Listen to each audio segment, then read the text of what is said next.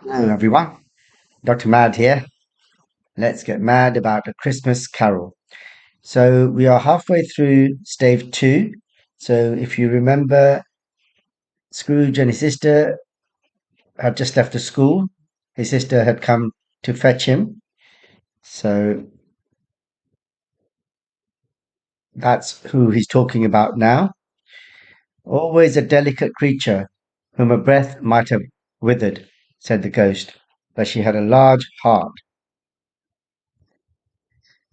So, withered normally means dried or shriveled up.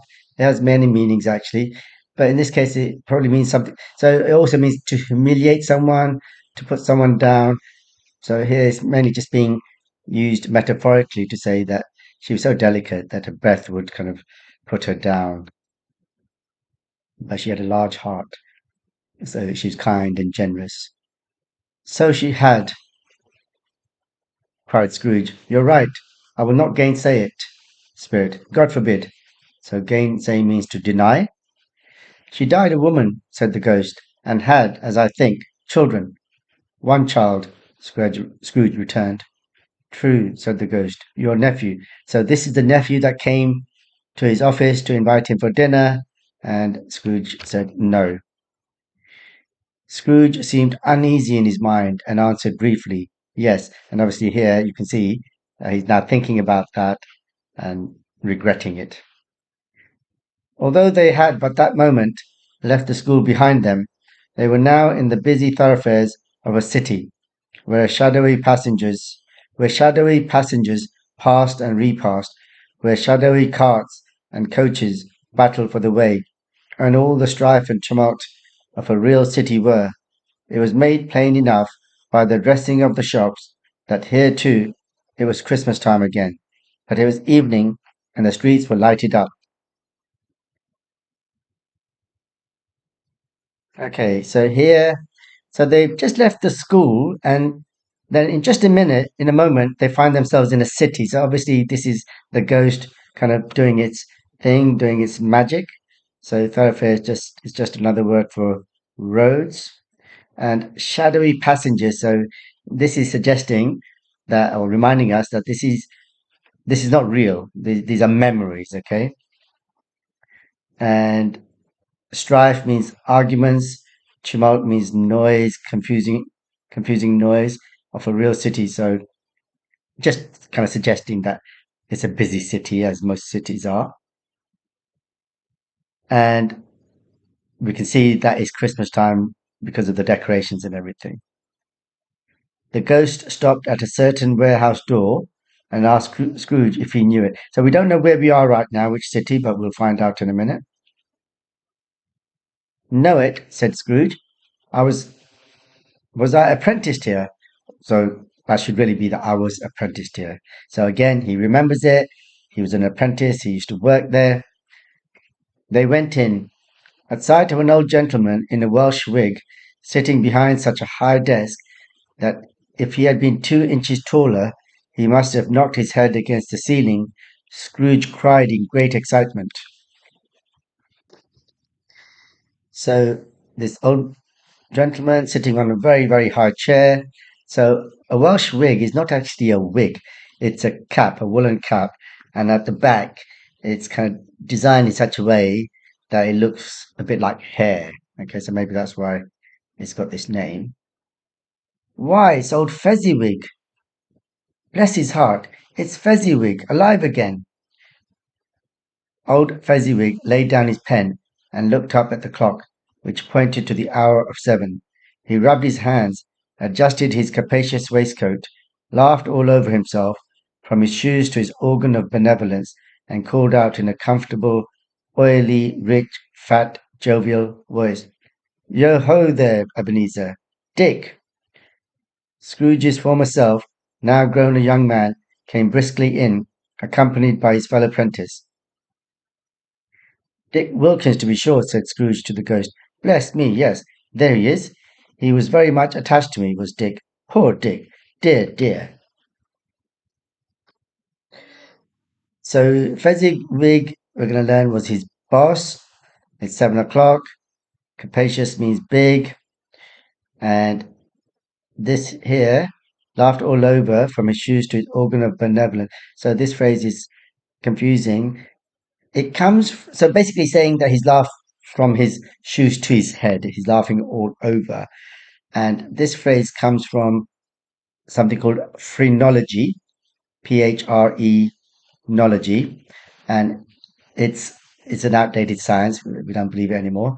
That you could tell a person's character from the shape of their head, and benevolence means kindness. So it was thought that kindness came from like just above the forehead. You don't really need to know all that, but it's just interesting to know some of these things. So he's laughing all over, and with this voice, jovial means jolly, and he calls to him. And now Scrooge, looking on, sees his younger self, but as a young man now, not as a schoolboy, come in, and he's with his fellow apprentice, his fellow worker.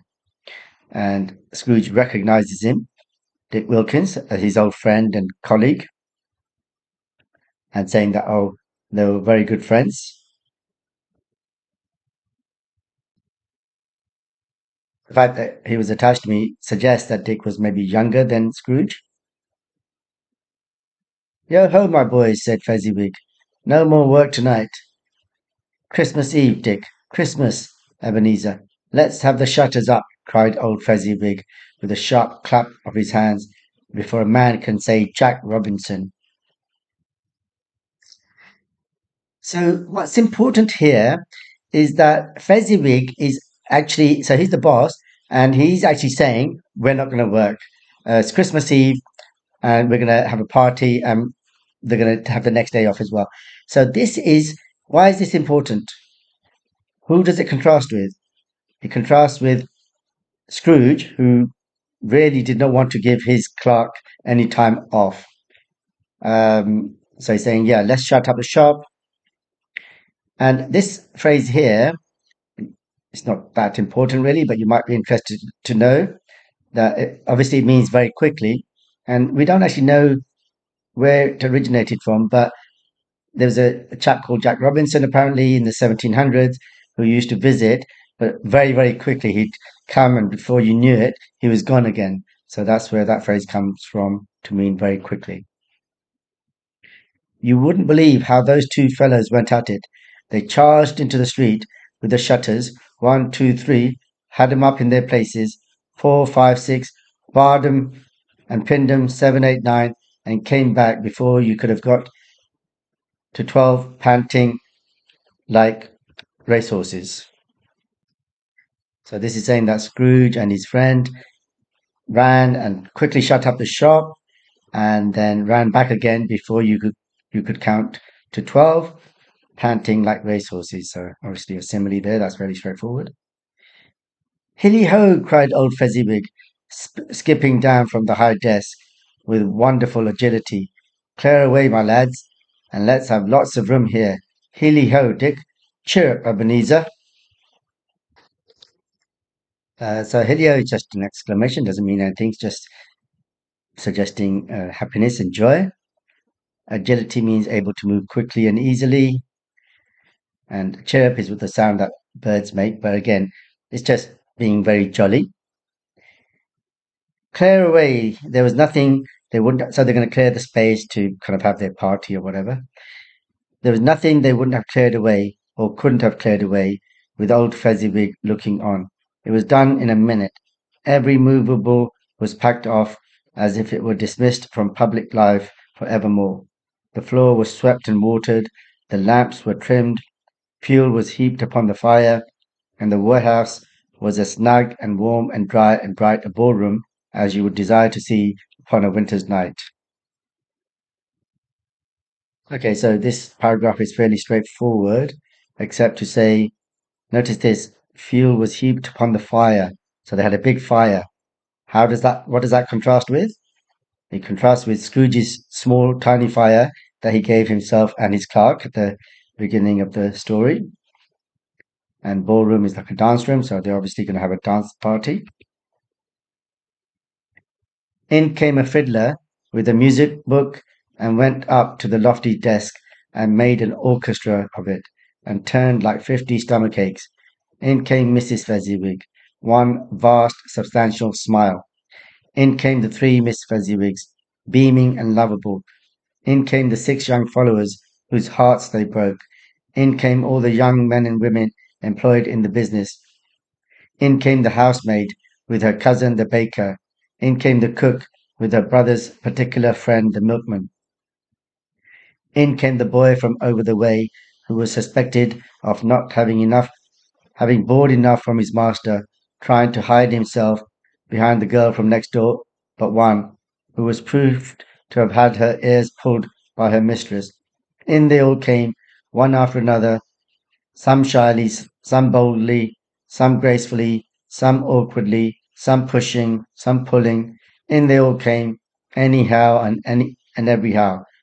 Away they all went, 20 couple at once, hands half round and back again the other way, down the middle and up again, round and round in various stages of affectionate grouping. Old top couple always turning up in the wrong place, new top couple starting off again as soon as they got there, all top couples at last, and not a bottom one to help them. When this result was brought about, old Fezziwig, clapping his hands to stop the dance, cried out, "Well done!" And the fiddler plunged his hot face into a pot of porter especially provided for that purpose. But scorning rest, upon his reappearance, he instantly began again, though there were no dancers yet, as if the other fiddler had been carried home, exhausted, on a shutter, and he were a brand new man, resolved to beat him out of sight or perish. Now, as you can see, this is a long paragraph and it's a little bit confusing. To a certain extent, you don't really need to worry about it. Dickens is just describing a jolly scene, everybody having a party, having a good time, okay? So don't worry too much about it, but I will just go through it. So Fiddler is a musician and he plays as though he's in an orchestra by himself. I think when I was reading, I said turned. I should have said tuned. So the instrument he's got is not very good quality. So when he tunes it, it makes a bit of a racket.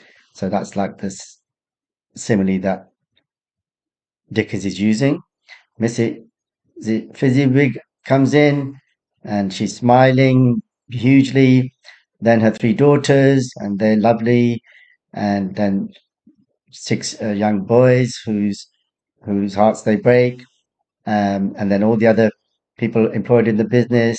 So this is all fairly straightforward. This is suggesting that maybe the boy doesn't get paid enough. We don't need to worry about every single detail here, okay? And yeah, I mean, all of this is just Dickens painting a picture of all these different people coming together to have fun, and they all come in different ways, and then all these different couples, and they're all dancing now, basically. And top couple means the couple nearest the music, and yeah, all of this. Bottom one would be obviously the couple furthest away from the music, and and then at this point, Fezziwig stops the dance, tells everybody well done, and the fiddler has a rest. Porter means beer, so he drinks some beer, and then he doesn't rest because he's happy and excited, and he starts again even though no one's dancing. And then this line here is a bit confusing. There is no other fiddler. He's referring to himself, that the one who played before, who's tired, right? So yeah, this is just Dickens describing a jolly party scene. And yeah, so he just carries on, the fiddler just carries on playing his instrument. There were more dances and there were forfeits and more dances, and there was cake, and there was negus, and there was a great piece of cold roast, and there was a great piece of cold boiled, and there were mince pies and plenty of beer. But the great effect of the evening came after the roast and boiled, when the fiddler, an artful dog, mind, the sort of man who knew his business better than you or I could have told it him, struck up Sir Roger de Coverley. Then old Fezziwig stood out to dance with Mrs. Fezziwig, top couple too, with a good, stiff piece of work cut out for them. 3 or 4 and 20 pair of partners, people who were not to be trifled with, people who would dance and had no notion of walking. So again, this paragraph, we don't need to worry too much about it. Dickens is just painting a picture of a party and the fact that Fezziwig is completely the opposite of Scrooge as a boss. Okay, so they have dances. Forfeits are games that you play, party games. I think I said negus. This is pronounced negus. And then cold roast beef. And can you notice how generous Fezziwig is compared to Scrooge? So this could be boiled potatoes, mince pies, beer, and then the fiddler plays this one here. This is a dance, and there'd be obviously a certain type of music to go with that, and that's when Fezziwig and Mrs. Fezziwig dance. So again, showing how different they are, joining in the party. So they're near the music, and this is all just poetic language for Dickens saying that they were made to dance well because all the other people were dancing as well, and nobody was going to stop dancing or walking. But if there had been twice as many, 4 times, old Fezziwig would have been a match for them, and so would Mrs. Fezziwig. So this is referring back to the point that they danced with everybody. As to her, she is worthy to be his partner in every sense of the term. If that's not high praise, tell me higher and I'll use it. A positive light appeared to issue from Fezziwig's calves. They shone in every part of the dance like moons. You couldn't have predicted at any given time what would have become of them next. And when old Fezziwig and Mrs. Fezziwig had gone all through the dance, advance and retire, both hands to your partner, bow and curtsy, corkscrew, thread the needle, and back again to your place, Fezziwig cut so deftly that he appeared to wink with his legs, and came upon his feet again without a stagger. So again, here we don't need to worry too much here. So just carrying on describing the party and how lovely Mrs. Fezziwig is, and Mr. Fezziwig is as well. And it's just a metaphor for the fact that he's dancing and jumping around. And there's a simile there. Yeah, so we don't need to worry about all of this. So they do all the dances, and Dickens is just describing the dance. You can imagine how difficult it is to describe dancing in words. So we don't need to worry too much about it. Cut is a dance move, okay, and he does it apparently really well. So it's obviously something that he's used to, right? When the clock struck 11, this domestic ball broke up. Mr. and Mrs. Fezziwig took their stations, one on either side of the door, and shaking hands with every person individually as he or she went out, wished him or her a Merry Christmas. When everybody had retired but the 2 prentices, they did the same to them, and thus the cheerful voices died away, and the lads were left to their beds, which were under a counter in the back shop. And then the party finishes at 11. And notice how polite Mr. and Mrs. Fezziwig are. They stand at the door, they shake hands with everyone, wish them good Merry Christmas and good night. And then at the end, they also do the same to the apprentices. So notice they don't have to do that. I mean, again, contrast how they treat their workers to the way that Scrooge treats his clerk. And then when everybody's gone, the lads, that's Scrooge and his friend, they kind of sleep at the back of the shop, which would have been quite common in those days. During the whole of this time, Scrooge had acted like a man out of his wits. So obviously, this is the young Scrooge, the one who's been shown from the past. Okay, and now this is the real Scrooge right now in the present. Had acted like a man out of his wits. His heart and soul were in the scene, and with his former self, he corroborated everything, remembered everything, enjoyed everything, and underwent the strangest agitation. It was not until now, when the bright faces of his former self and Dick were turned from them, that he remembered the ghost and became conscious that it was looking full upon him while the light upon its head burnt very clear. Okay, so here Scrooge has been watching and he's kind of gone a bit crazy. Um, he's really immersed in the scene, enjoying it. Corroborate means to witness, to confirm. So he agrees that this is exactly how it was. He remembers it, enjoys it, and agitation means to be disturbed. So he's disturbed about the fact that he used to be have a good time like this. He had friends, and look how he's changed. He's become so solitary, so lonely, or alone. And then when the young Scrooge and Dick go to sleep, only then does he remember the ghost and realizes that the ghost is looking at him, and the light on its head is burning very clear. A small matter, said the ghost, to make these silly folks so full of gratitude.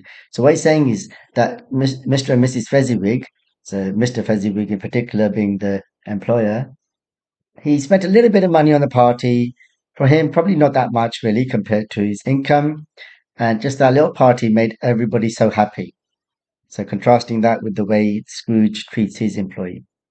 Small, echoed Scrooge. The spirit signed to him to listen to the apprentices, who were pouring out their hearts in praise of Fezziwig, and when he had done so, said, "Why, is it not? He has spent but a few pounds of your mortal money, 3 or 4 perhaps. Is that so much that he deserves this praise?" So, and Scrooge says, "Small," and the spirit says, "Listen to the young, to the two young boys, and they're praising Fezziwig." And initially, Scrooge is thinking, oh, he must have spent quite a lot of money on the party. But the ghost says, but it's only a few pounds.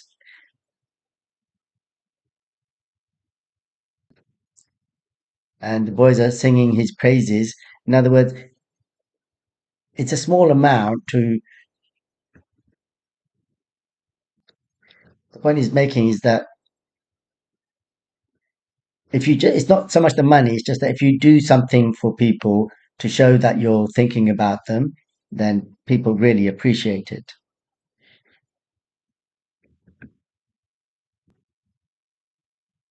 And then, "It isn't that," said Scrooge, heated by the remark, and speaking unconsciously like his former, not his latter self. "It isn't that, Spirit. He has the power to render us happy or unhappy, to make our service light or burdensome, a pleasure or a toil. Say that his power lies in words and looks, in things so slight and insignificant that it is impossible to add and countermark. What then? The happiness he gives is quite as great as if it cost a fortune." What's happening here is that Scrooge, without realizing it, he's actually agreeing with the spirit and speaking from the spirit's point of view. And when he talks about he's talking about his employer, Fezziwig, or employers in general. So this is Dickens basically saying that the employers can make their workers happy by just a little bit of thought and effort. Okay, so toil means to work. So just by talking to them nicely, yeah. So Dickens is making point about working conditions and so on at that time. He felt the spirit's glance and stopped. "What is the matter?" asked the ghost. "Nothing particular," said Scrooge. "Something, I think," the ghost insisted. "No," said Scrooge. "No, I should like to be able to say a word or two to my clerk just now, that's all." So yeah, so linking back to what I was saying here, he's thinking about his clerk, how he treated him, didn't give him a fire, was very reluctant to give him time off, and now he's wishing that he could change that. His former self turned down the lamps as he gave utterance to the wish, and Scrooge and the ghost again stood by side in the open air.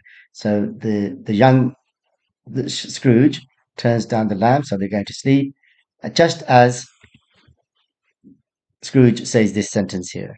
Okay? And then, as if by magic, Scrooge and the ghost are standing outside in the open air. My time grows short, observed the spirit. Quick. So the spirit can only stay with Scrooge for a certain amount of time. This was not addressed to Scrooge or to anyone whom he could see, but it produced an immediate effect, for again Scrooge saw himself. He was older now, a man in the prime of life. His face had not the harsh and rigid lines of later years, but it had begun to wear the signs of care and avarice. There was an eager, greedy, restless motion in the eye, which showed the passion that had taken root, and where the shadow of the growing tree would fall. Okay, so now here, Scrooge now sees the next vision. We don't yet know where or how or who he's with. We'll find that out in a minute. So he's now older, and it's not yet as harsh and rigid as he's in the present time, but it's starting to show these signs. And avarice means greed. And notice here the word greed is again repeated in his eyes. Okay, his eyes are like this, and the passion that he's talking about is talking about money. Okay, and where the shadow of the growing tree would fall. So that's a confusing metaphor, but it just means that the signs are there of the kind of person that Scrooge is going to become later on in life. He was not alone, but sat by the side of a fair young girl in a mourning dress, in whose eyes there were tears, which sparkled in the light that shone out of the ghost of Christmas past. So, as it says there, he was sitting by a fair young, so fair in those days means pretty girl, mourning dress. So, mourn is when you're sad for someone. We'll find out why later, but basically a black dress, and she's crying, and he can see that from the light that's coming out of the ghost, yeah, from its head. It matters little. It matters little, she said softly. To you, very little. Another idol has displaced me, and if it can cheer and comfort you in time to come, as I would have tried to do, I have no just cause to grieve. So now this is a bit confusing if you don't realize that we're in the middle of a conversation here. Okay, so we're going to find out later. It's going to make more sense later on, but we'll learn that idol is basically money. Okay, and she's unhappy about something, and we'll find out later on why she's unhappy. What idol has displaced you? Rejoined. So rejoin means to return, to reply. So basically, she's implying. So we're going to find out that was his fiance, but he's now so obsessed with business and money, he's spending all his time there rather than with her. A golden one. So yeah, it's a gold stand, not literally gold, but standing for money. So in fact, that's a good point to stop this video. One more, we'll finish stave 2. So we'll just end with this. As always, if you found this video useful, please subscribe and tell all your friends about it. And see you in the next video to finish stave 2.